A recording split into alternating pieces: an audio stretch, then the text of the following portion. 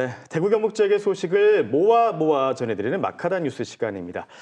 새해가 시작됐지만 매서운 날씨만큼이나 어려운 곳이 있습니다. 바로 헌혈 현장이라고 합니다. 네, 날씨가 추워질수록 혈액 수급도 문제가 생긴다고 합니다. 그래서 오늘 관련해서 마카다 뉴스에서 이야기 들어볼 텐데요. 대구 경북 혈액원에서 나와주셨습니다. 어서 오세요. 안녕하십니까? 안녕하세요. 대구 경북 혈액원 공급팀장 김기현입니다. 네, 반갑습니다. 지금 날씨도 굉장히 추운데 나와주셔서 감사드리고요. 사실 저희가 헌혈에 대해서 얘기는 많이 하지만 헌혈이 무엇이고 왜 중요한가라고 물어보면 사실 말문이 턱 막히거든요. 좀 설명을 해주세요. 헌혈이 일단 어떤 건가요? 뭔가요? 네, 헌혈은 자발적으로 자신의 혈액을 제공할 수혈이 필요한 수혈자에게 환자의 생명을 살린 공공의료 행위입니다. 네. 체열된 혈액은 검사, 제제 과정 등을 거쳐 수술, 사고, 중증 질환 치료 등에 사용되는데요. 무엇보다 헌혈이 중요한 이유는 인공적인 방법으로 생산할 수 없기 때문에 대체가 불가능하다는 겁니다. 네. 꼭 헌혈을 통해서만 그 혈액을 얻을 수 있기 때문에 혈액을 안정적으로 확보한 헌혈은 지금 이 순간 누군가의 생명을 지키는 가장 확실한 방법이라고 생각합니다. 네, 과학이 아무리 발달을 하더라도 이 혈액을 대체할 수 있는 건 없다는 말씀인데요. 그래서 이 헌혈이 더 중요하게 느껴지는 것 같습니다.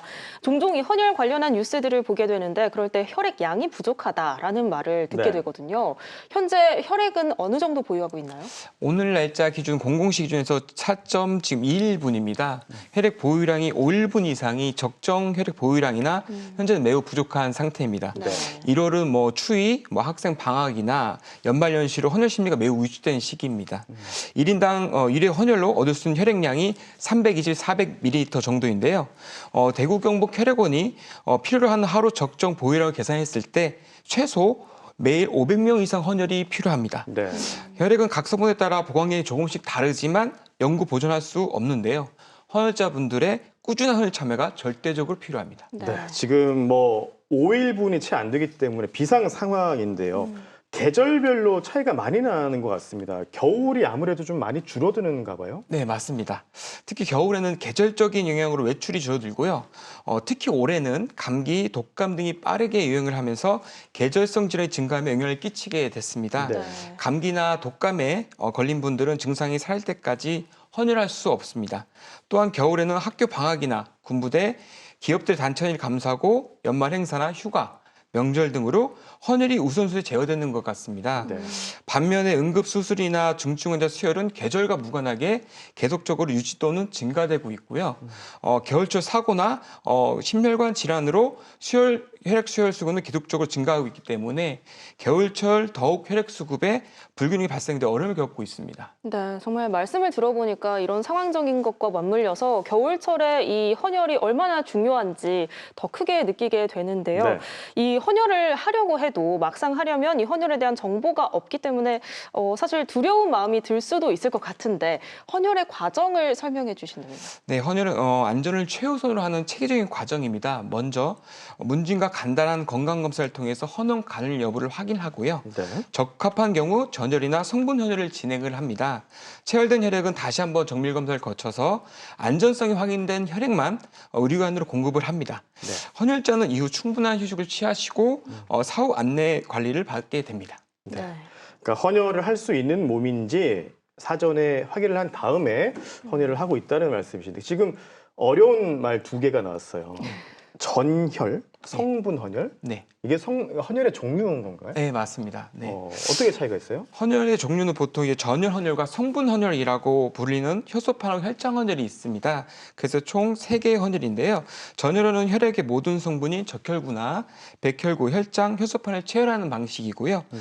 성분 헌혈은 기기를 이용해서 필요한 특정 성분인 효소판 또는 혈장만 분리하고 나머지는 헌혈자에게 돌려주는 방법입니다. 성분 헌혈이 헌혈자 회복이 빠르고 더 자주 할 수 있습니다. 네. 그러나 전혈은 8주, 성분 헌혈 2주 간격으로 헌혈이 간격할 수 있으시고요. 성분 헌혈은 혈소판 감소증이나 백혈병 환자들에게 필수적인 헌혈입니다. 네. 네, 저는 헌혈하면 다 똑같은 헌혈인 줄 알았는데 이렇게 종류가 다른 게 있다는 점 한번 기억해 주시면 좋을 것 같고요. 네. 그리고 또 저는 궁금한 게 이 헌혈을 하고 나서 이 혈액들이 어떻게 보관이 되는 건지도 궁금하고 이게 또 혈액이 사용이 될 때는 또 어떻게 쓰이는지도 궁금한데요.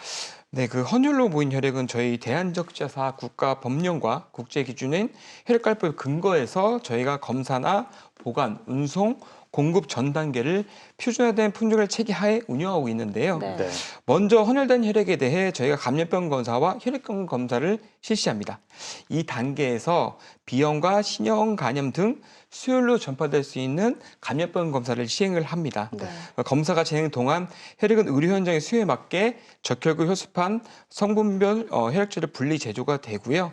이게 제조가 완료된 혈액 제제는 성분별 정해진 온도와 조건에 보관을 하고 유효기간 내에서만 의료기관에 출고된 이후에 수혈이 필요한 분들에게 전해지는데요. 예. 이처럼 혈액은 법, 제도, 전문 인력이 결합된 국가 생명 안전으로 관리되고 있으며 대한적사는 국민이 안전하고 수혈을 받을 수 있도록 혈액 안전성 확보를 최우선 가치로 관리하고 있습니다. 네. 네, 굉장히 체계적으로 관리가 되고 있습니다.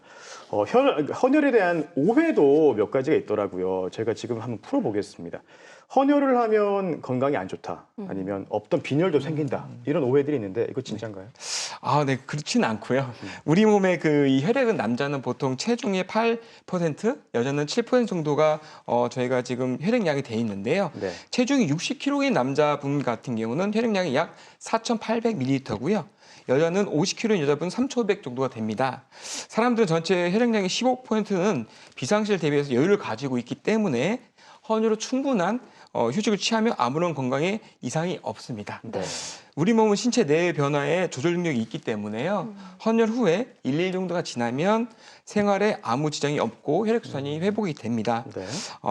오히려 헌혈하면 제가 기본 검사로 혈액형 검사를 비롯해서 네. 간염 검사 총 10가지의 기본 검사로 건강을 확인할 수 있기 때문에 헌혈로 건강을 챙겨보실 수 있을 것 같습니다. 네.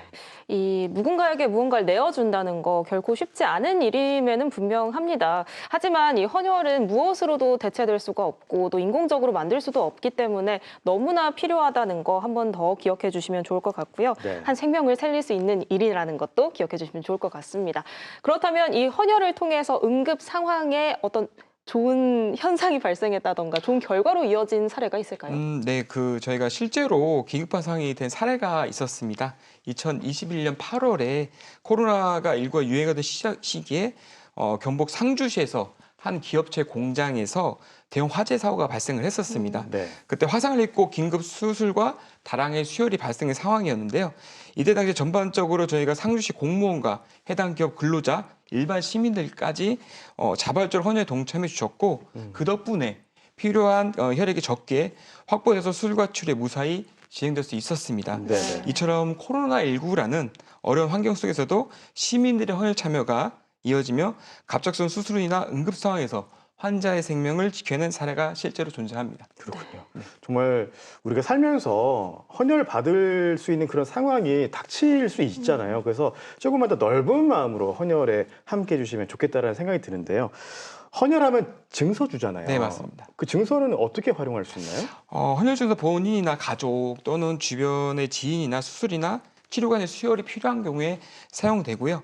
병원에 제출을 하게 되면 수혈과 관련된 비용을 감면받는 용도로 사용하실 수 있습니다. 네. 특히 백혈병이나 혈액암처럼 지속적인 수혈이 필요한 그 환자분들에게 실질적인 도움이 되는 경우가 되게 많습니다. 만약 본인이 사용하지 않는다면 진의 양도하실 수도 있고요. 아니면 백혈병이나 혈액암 환회 같은 단체에도 기부하실 수도 있습니다. 네. 네. 이 헌혈이야말로 정말 건강한 사람이 할 수 있는 최대의 나눔이 아닐까 싶습니다.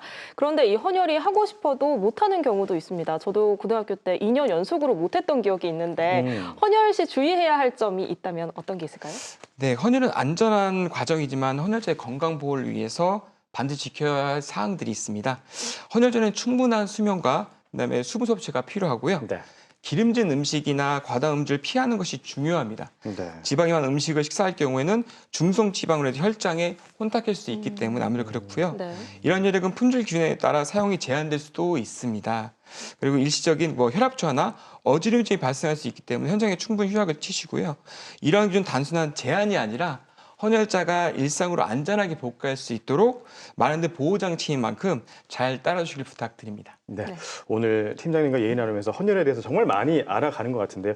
헌혈 참여할 수 있는 방법 어떻게 참여할 수 있는지 좀 알려주세요. 네. 대구 경북 지역에는 총 12개의 헌혈의 집이 대구와 경북 지역에 분포되어 있습니다. 네. 혈관본부 홈페이지나 인터넷 검색을 통해서 가까운 헌혈의제 위치를 확인할 수 있고요.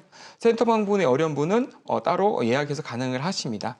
특히 레드 커넥터 웹을 이용해서 예약 후 방문하시면 대기 시간 없이 헌혈의 가능 정도 함께 말씀드리고 싶습니다. 예.